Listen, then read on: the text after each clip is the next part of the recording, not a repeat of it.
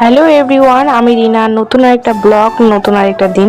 Sorry, আজকের এটা কোনো রকম ব্লগ নয়, আজকের সংসারের কাজ নয়। আমি আজকে দেখাতে চলেছি আমার হাতের কাজ। 1 বছর হয়ে গেল আমি আমার কাজে ফিরিনি, মানে এই কাজটা করতে আমার খুব ভালো লাগে। অনেকে এই কথা বলে যে এগুলা অনেকক্ষণ ধরে কাজ করতে হয় বা অনেক ঘিচিমিচি কাজ, যেগুলা তাদের ভালো লাগে না, কিন্তু আমার ভালো লাগে। হ্যাঁ, আগের থেকে আমি অনেকটা মানে একসাথে কাজ করতে পারি না, আমাকে অনেকক্ষণ সময় লাগে। এখন কোমর বেঁকে কাজ করতে করতে অনেকক্ষণ, আধা ঘন্টা এরকম মধ্যে আমার কোমর ব্যথা শুরু হয়ে যায়, তখন আমি ছেড়ে দিই। তবে যখন সময় পাই তখনই করি। খুব একটা যে রোজ দিনে এই কাজটা করি এখন আর তেমন সময় হয় না, যখন সময় হয় তখনই করি, তাই একটু আমার এগুলো করতে এখন সময় লাগছে।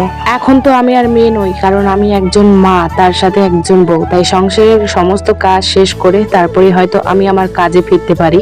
কালকের একটি ফটো পোস্টে আমাকে একজন বোনু বলেছিল যে এটা বানিয়ে মানে কত টাকা ইনকাম হয়। তো আমি বলবো এটা আমি এখনো পর্যন্ত দিইনি, কারণ সেরকম কাপড় আমার কাছে নেই। আমার যে পুরানা বিছানা চাদর বা আমার মায়ের কিছু পুরানা শাড়ি বা আমার কিছু পুরানা কুর্তি, জামা, নাইটি যেগুলো রয়েছে, আমি সেগুলোই ফেলে না দিয়ে এগুলো টুকটুক করে কেটে কাজগুলো করতে থাকি।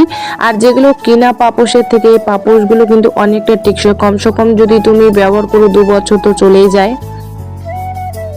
কেউ যদি আমার এই কাজটা দেখে বলে বানিয়ে দিতে, আমি তাদেরকে বলি আমাকে কাপড় এবং আমাকে সুতোগুলো দিয়ে দিতে, আমি তাদেরকে বানিয়ে দিই। তবে হ্যাঁ, আমি বেশি জনকে দিইনি, সবে 2 থেকে 3 জনকে দিয়েছি। তারা তাদের ইচ্ছে মতনও আমাকে 10 টাকাও দেয়নি। তখন হয়তো আমি মেয়ে ছিলাম, তবে এখন আমি মা, তাই হয়তো অন্যের এরকম আমাকে বলে এখনো পর্যন্ত, কিন্তু আমি না নিতে পারি না সেরকম। আমাকে এই কাজগুলোর সাথে সাথে আমার তো ছেলেটাকেও দেখতে হবে, তাই হয়তো এখন অন্যকে বানাই দিই না। আমি আমার নিজের ঘরের জন্য আর আমার মা বাবার জন্যই, মানে ওই বাড়ির জন্য আর কি করি। তবে সেই বাড়ির থেকে যদি করতে হয় তাহলে বলি যে কাপড় দিতে। তাছাড়া এই কারণের জন্য মানুষের টা নিই না, কারণ তারা বারবারই বলবে হয়েছে কিনা, কিন্তু এটা আমার নিজের ইচ্ছে মতন করতে হয়, মানে যখন আমি সময় পাবো। তাই আমি এখন আর সেরকম রিস্কও নিই না। আর নিজের জন্য যে করি, নিজের যে 50 টাকা বেঁচে যায় 2 বছর পর্যন্ত, সেটাই অনেক।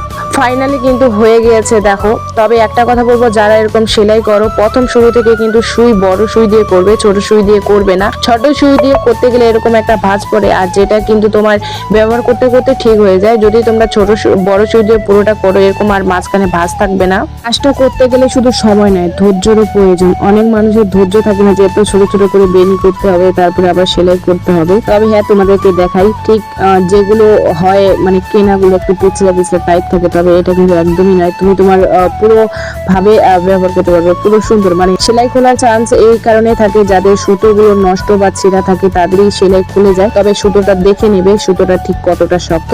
আমার কাজটা কেমন লাগলো অবশ্যই কমেন্ট বক্সে জানাবে। নেক্সট ভিডিওতে আবার দেখা হবে।